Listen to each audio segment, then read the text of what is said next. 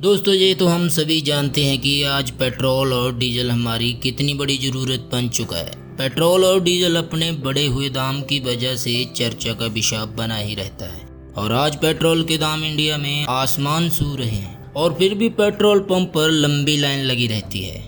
आज पेट्रोल का दाम 100 रुपये प्रति लीटर तक पहुंच चुका है और यही पेट्रोल 1990 में 12 रुपये प्रति लीटर मिलता था।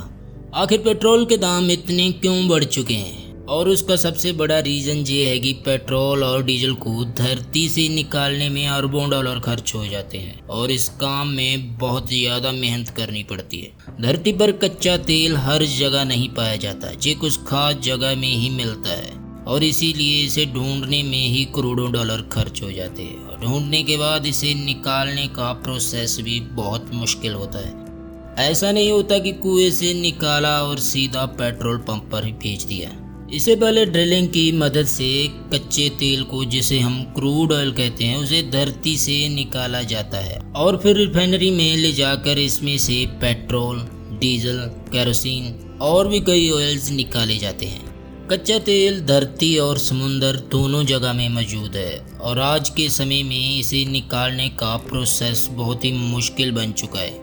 दोस्तों माना जाता है कि आज से करीब 100 साल से भी पहले धरती पर तेल निकालना बहुत ही आसान काम था। जमीन के नीचे थोड़ा सा खड्डा खोदने से ही तेल निकल आता था, पर इसकी डिमांड बहुत ज़्यादा होने के कारण इसे धरती से बहुत बड़ी मात्रा से निकाल लिया गया है और इसीलिए आज धरती पर कच्चा तेल कुछ खास जगह पर ही पाया जाता है। दोस्तों आप सोचते होंगे कि धरती के नीचे आखिर ये कच्चा तेल यानी कि क्रूड ऑयल बना कैसे। वैज्ञानिकों द्वारा माना जाता है कि आज से करीब हजारों साल पहले जब धरती पर विनाशकारी आफतें आई थी तो उस समय धरती पर रहने वाले जीव जैसे डायनासोर और धरती पर सभी पेड़ पौधे और समुद्री जीव धरती के नीचे दब गए थे और हजारों सालों तक दबे रहने से जब वो पूरी तरह डीकम्पोज हो गए तो वो कच्चे तेल में बदल गए और ऐसे कई रिसोर्सेज अभी भी धरती और समुद्र के नीचे दबे हुए हैं। पर इंसान अपनी टेक्नोलॉजी की मदद से आज धरती और समुद्र में कच्चे तेल को ढूंढकर ऑयल रिग्स यानी कि तेल की कुओं की मदद से कच्चे तेल को निकाल लिया जाता है और इस कच्चे तेल को यानी कि क्रूड ऑयल को रिफाइनरी में भेज दिया जाता है और इसमें से पेट्रोल, डीजल, केरोसिन, वैक्स यानी कि मोम निकाली जाती है। हमारी धरती पर 71% समुद्र है और समुद्र के नीचे कच्चा तेल होता है। इसे ढूंढने और इसे निकालने के लिए ऑयल रिग्स का इस्तेमाल किया जाता है, पर समुद्र के नीचे तेल को ढूंढना इतना आसान नहीं होता। इसे ढूंढने में कई साल लग जाते हैं और अरबों रुपये खर्च होते हैं। तेल को ढूंढने के लिए समुद्र में बड़ी बड़ी मशीनें लगाई जाती हैं जो समुद्र में एक जगह से दूसरी जगह तक तेल को ढूंढती रहती हैं।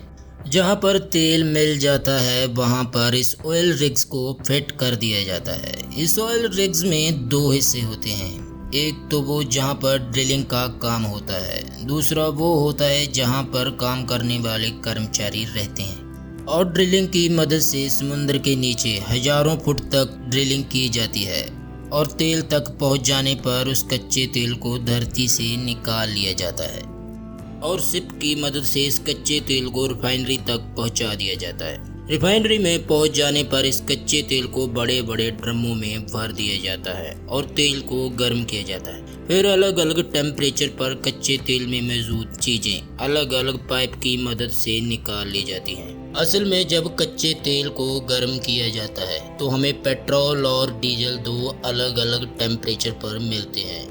जब कच्चे तेल को रिफाइनरी में उबाला जाता है तो भाप बढ़ने लगती है। इस भाप से हमें पेट्रोल, डीजल, केरोसिन, ऑयल जैसे प्रोडक्ट मिलते हैं। कच्चे तेल को जब 20 डिग्री तक गर्म किया जाता है तो उसमें से गैस निकलती है जिसे हमें घर में एलपीजी के रूप में यूज करते हैं। 40 से लेकर 70 डिग्री तक कच्चे तेल को गर्म करने पर पेट्रोल निकाला जाता है जो कि हमारी कार और मोटरसाइकिल चलाने के लिए यूज किया जाता है। 120 डिग्री तक गर्म करने पर कच्चे तेल में से नेफ्था ऑयल निकाला जाता है जिसे हम केमिकल बनाने के लिए यूज करते हैं और 170 डिग्री तक उबालने पर केरोसिन को निकाला जाता है। इस ऑयल को हवाई जहाज में यूज किया जाता है और 270 डिग्री तक उबालने पे हमें डीजल मिलता है जिसे हम ट्रक, बस, कार, ट्रैक्टर और सारी ट्रांसपोर्ट को चलाने के लिए यूज किया जाता है।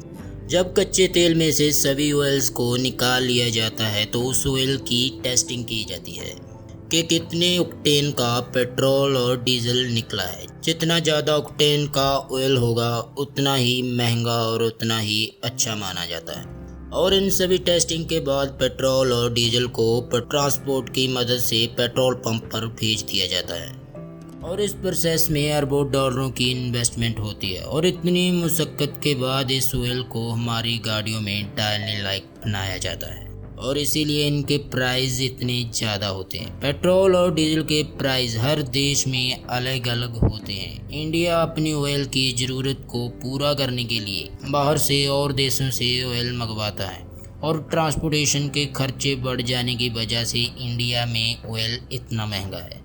जिस देश में अपने तेल के कुएं होते हैं वहाँ पर पेट्रोल और डीजल के दाम भी कम होते हैं। इंडिया में ऑयल पे ट्रांसपोर्टेशन, मैन्युफैक्चरिंग से तेल का प्राइस तो बढ़ता ही है, साथ में गवर्नमेंट इन पर टैक्सेस भी खूब लगाती है।